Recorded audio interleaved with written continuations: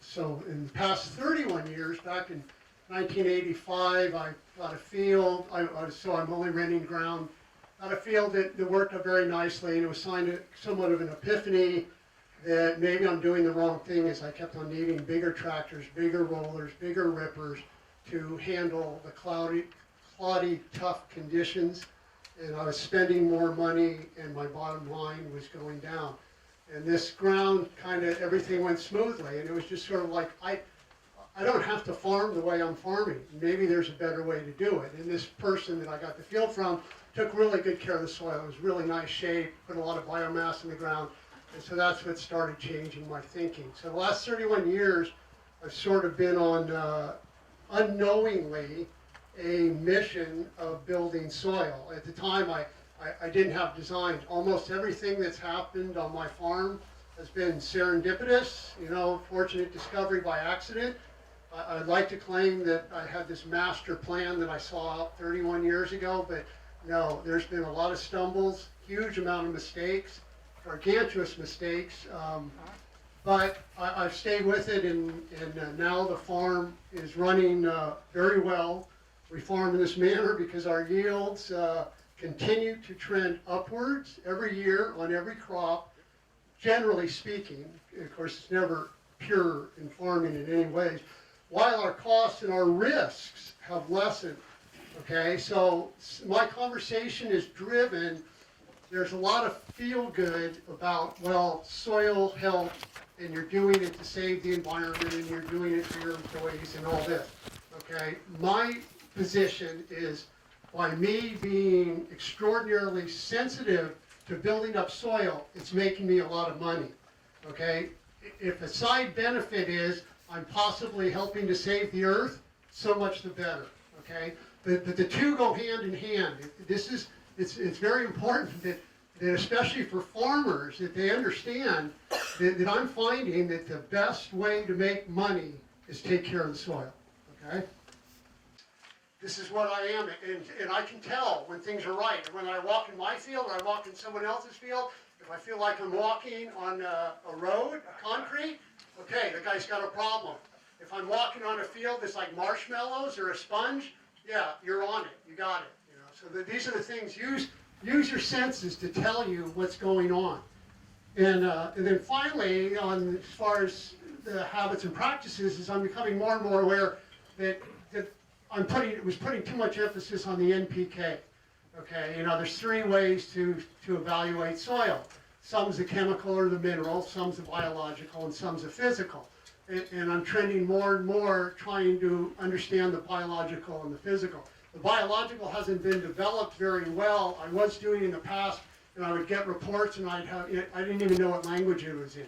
There's no way I could apply it or use it. So, I tended to stick with watching trends of soil organic matter, pH, calcium, magnesium ratios and stuff like that, which is all valuable. But there's more to it than that. That's one of the things that I'm discovering in time.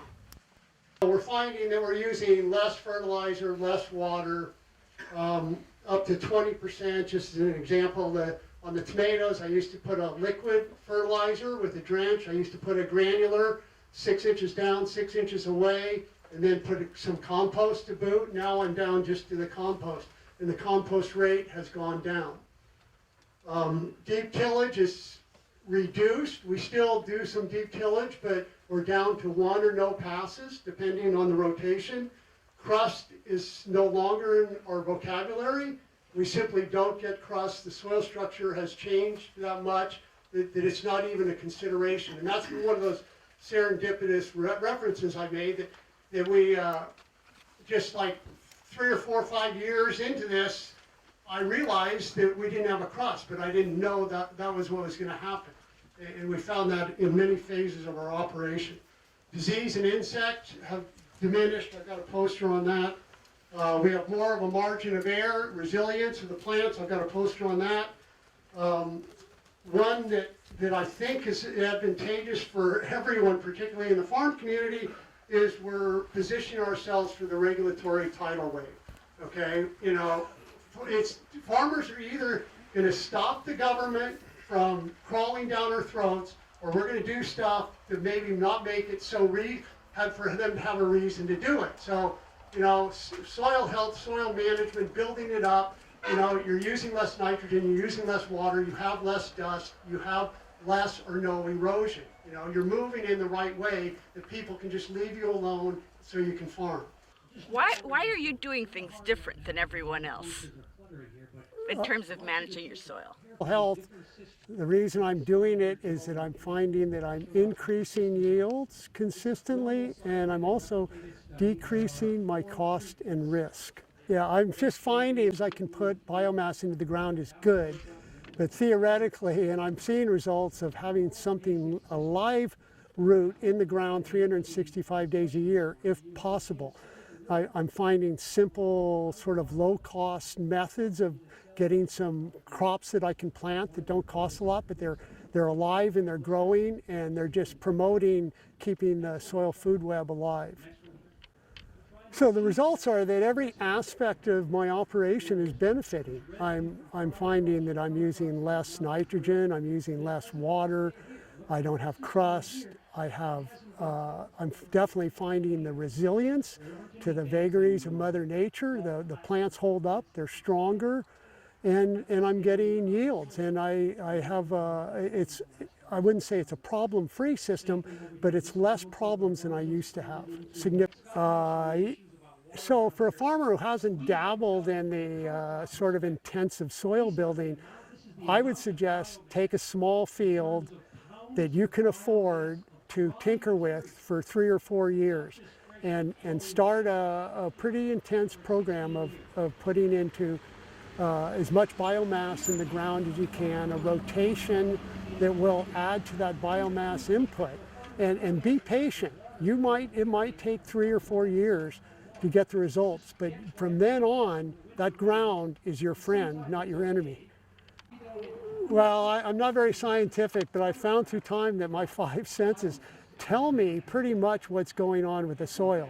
And whether I'm hearing a bunch of insects in the cover crop, that you feel the power and the strength of it, or walking on the soil or feeling the sponginess of it, digging in the soil and seeing it alive with earthworms and dropping the pile of soil on your shovel on the ground and watching it shatter instead of clumping.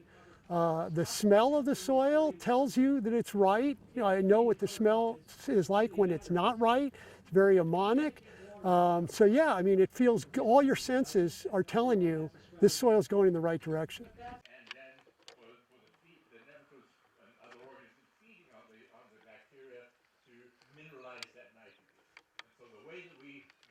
I'm Howard Ferris. I'm from the University of California, Davis. I'm in the Department of Entomology and Nematology, and I'm a lifelong nematologist. I have worked for many years with sustainable agriculture research systems on the Davis campus, the Sustainable Agriculture Farming Systems Project and the Long-Term Research in Agricultural Systems Project, where we're trying to understand the impact of soil management or the impact of the farm management system on the economics of production, but also, in my interest, in what's happening in the soil, what the impact of what we do above ground has on the soil. And particularly we have found over the years that the soil nematode assemblage is a very good indicator of the nature, the structure, and the function of the soil food web. So the ecosystem services of the soil food web are what determine the function of the soil, the health of the soil. And so what does the nematologist have to tell us about that? Well, it turns out that we've discovered that nematodes, there are, first of all, I should say that there's a wide range of species of nematodes in most soils, and those nematodes have different functional responsibilities, or they belong to different functional guilds. Some are parasites of plants, others feed on bacteria, others feed on fungi, others are predators of nematodes and other organisms. So they have functional roles in the soil that are quite different, either converting photosynthate directly from the plant into the soil food web, or mineralizing nitrogen by feeding on bacteria and fungi and so on, or by regulating the pest species of organisms in the soil as predators. You know, the diversity of organisms in the soil and their functions is very difficult to assess, because they all require different techniques, different approaches to measurement. But it's very valuable to me that the nematodes are indicators of not only of their own function, but of the activities of other organisms in the soil. So we have worked a lot in these plots here that we're discussing today, and what we have found is that when there is more soil carbon in the soil and less tillage, there are more nematodes that provide beneficial ecosystem services, and so my bottom line was that reduced tillage and higher organic matter input is beneficial. I'm a recently retired farmer, Tom Willey from T&D Willey Farms that operated organically for 35 years in the Fresno Madera area. I was pretty much talking about what I have discovered and learned and observed over about 40 years as a practicing farmer in both conventional and organic systems. Boiling it down is that soil is not just a physical and chemical system in which we anchor our plant roots. It's a living system with an immense amount of diversity, more wondrous than the stars in the sky above us. And the more insight and cooperation we get into with that world, the more productive and sustainable our farming practices will be. Well, as organic farmers, we were not allowed to use many of the chemically based inputs that conventional farms use. So we had to depend on growing plants, composted manures and plant materials, and putting those into our system and getting biology to transform those into plant available nutrients. And so observing and serving that system over a 30-some year period just taught me a lot about the dynamic aspects of soil and how much more potential is there if we can learn to cooperate with it better. My name is Randy Southard. I'm a soil scientist and a professor of soils at the University of California at Davis, Department of Land, Air, and Water Resources. Well, you know, the theme today is understanding how managing soils can improve the sustainability of soils and ultimately improve the bottom line for farmers. That's really the objective. But at the same time, to understand how soil management can contribute to overall global function. And agriculture is a big part of what we do on the globe, has a big impact on the environment, and really has a lot of potential to help maintain high quality environmental conditions. So one of the things that I was talking about today had to do with two important elements that are part of soil organic matter. That's been a theme for part of the research here in conservation tillage, to try to store more carbon in the soil for a number of reasons. One reason is to provide the organic matter that holds that carbon, also holds 16 other plant nutrients that are important for plant uptake. So the organic matter in the soil represents a huge supply of natural fertilizer, if you will, and thereby may reduce the amount of other fertilizers that we would have to add. And the carbon that's in that organic matter comes from the atmosphere and is fixed through photosynthesis, a biological process in plants and bacteria. And that CO2 in the atmosphere is a greenhouse gas. Greenhouse gases are important. They keep the surface of the earth warmer than they would be otherwise. And if we didn't have greenhouse gases, the earth would be very cold. But the challenge is to not have too much greenhouse gas in the atmosphere, because as carbon dioxide concentrations in the atmosphere increase, temperature goes up. And so we're seeing that affect the overall warming of the atmosphere because of added CO2 in the atmosphere. And that comes from the burning of fossil fuels. So in the carbon cycle, the rate of fossil fuel production is much, much slower than the rate of fossil fuel burning. And so that's where we're out of equilibrium.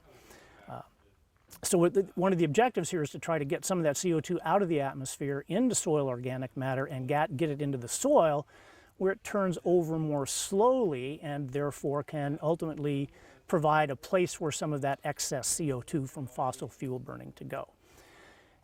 The challenge is to make sure that in this type of environment in California, organic matter turns over quite quickly. And so to keep or increase the amount of carbon in the soil, cover crops have to be used to continually add organic carbon and organic matter to the soil. It has to be part of the overall management scheme. It can't be a one-time affair. 10 years of organic matter addition and then letting it go will have no net effect. That CO2 will just end up back in the atmosphere. So the integrated management of conservation tillage and cover cropping is really the key to getting that carbon dioxide out of the atmosphere and into the soil. The other element, nitrogen, is a critical part of organic matter. It's in nucleic acids and amino acids, so it's an integral part of every plant, every animal on the globe. And when we're storing organic matter in the soil, we're also storing nitrogen, not just carbon. And one of the issues, concerns about the nitrogen cycling is that when ammonium, reduced forms of nitrogen, are oxidized to nitrate, there's the possibility of the emission of a little bit of nitrous oxide, N2O, or laughing gas, which is it's a very potent greenhouse gas. Similarly, when nitrate under reducing conditions, anaerobic conditions, is used for anaerobic respiration and production of nitrogen gas, there's also a little bit of leakage of nitrous oxide there too. So in the nitrogen cycle, whereas we're storing organic matter, we know that we're storing nitrogen, it plays a role in the in greenhouse gases as well. And so it's kind of a careful balance between fixing CO2 by organic matter, but we also get nitrogen into the system, which means we have to be very careful about how we manage that nitrogen to prevent excess emission of nitrous oxide. Right, and we were asked to provide a one sentence, and I actually didn't use a complete sentence. Mine was just rudimentary phrases. I said that our conclusions are, after 18 years, that no-till good, cover crop good, no-till and cover crop real good. So that would be my summary. It's conservation tillage in concert with cover cropping that really seems to be a way for farmers to help take CO2 out of the atmosphere and maintain a healthy soil. I'm Rafael Schmidt. I'm a soil microbiologist working at UC Davis. I hope farmers learn today that the species diversity and functional diversity of soil microbes is important in creating and maintaining the soil carbon, soil structure, and soil-water relations, how soil functions. So the conclusion from the study here at 5 Points is that different practices affect different groups of soil organisms, like bacteria and fungi, differently. And knowing those differences is important in planning soil management. And more specifically, that cover cropping and no-till together seem to bring out the best in the microbial community. They select for microbes that are more diverse, that are more versatile, they're more functionally diverse. It brings out more symbiotic organisms that interact with plant roots. And it selects for organisms that build up the soil carbon rather than using the soil carbon for food. So my name is Sloane Rice, and I work at UC Davis, and I am helping with a research project with Jeffrey Mitchell and Daniele Zachariah and Sam Sandoval. They're all extension specialists. And the project that we're looking at is basically what are the economic trade-offs associated with winter cover cropping under limited water supplies. And we also want to understand how are cover crops affecting an agricultural water budget. So after I explain the results, we've come to the understanding that this research is allowing us to say or believe that cover crops are an important sustainable water management strategy, which is really essential when we consider that as water supplies become increasingly variable and expensive. So in all honesty, with a rain event, this would allow the water to infiltrate faster into the soil as opposed to wash away and cause erosion. Okay, and have some microbial. William, what do you see with your soil? What's happened to your soil? These beds are dissolving rapidly, and of course they're increasing the turbidity of that water. It's pretty dark. We're losing the entire structure of this whole system. Hers are pulling together much better. And you see the chart at the down here, those are actually going to show you the infiltration rate. And the front chart, the pipe chart, those are going to show you the runoff coming from these pipe farming systems. Hi, my name is Sheryl Feit, and I work with the USDA's Natural Resource Conservation Service. So what the demo today that I showed is the differences between soil that's no-till with cover crop and soil that has been standard till and has no cover crop. And we put the soil in jars to see how it reacts when its water is introduced to the system.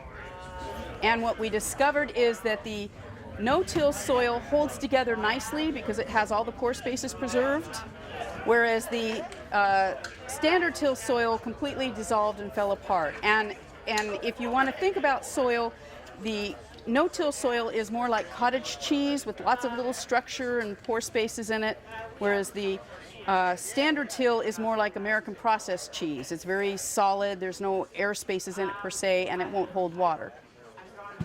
And as you can see from the differences, this soil completely collapsed and fell apart, whereas the structure for this soil, for the no-till, is preserved through partially because of the structure is undisturbed and partially because of the actions of the microbial life in the soil to help provide structure. As a farmer, the one thing you need your soil to do is to help hold water so it's available for your plants. And to do that, you must have pore spaces and structure in your soil. If you till your soil all the time, it completely destroys all that structure and it will not hold water. So you'll have several things happen. One, it will run off during rain events. It completely just runs off the surface and does not infiltrate. Two, once it does infiltrate, it tends to just run right through the profile, kind of like a sieve. With the no-till soil, it tends to infiltrate a lot more slowly. It's a little bit more like a sponge. It'll absorb and hold the water for your plant roots. Okay. I noticed it seemed to be less compaction problem. So here, if we have more conventional tillage, more passes with tractors, you're going to have less pore space, more compaction. That results in less favorable permeability, less gas exchange, water percolation throughout the profile, and it also would hinder root development and hinder root exploitation of the soil profile.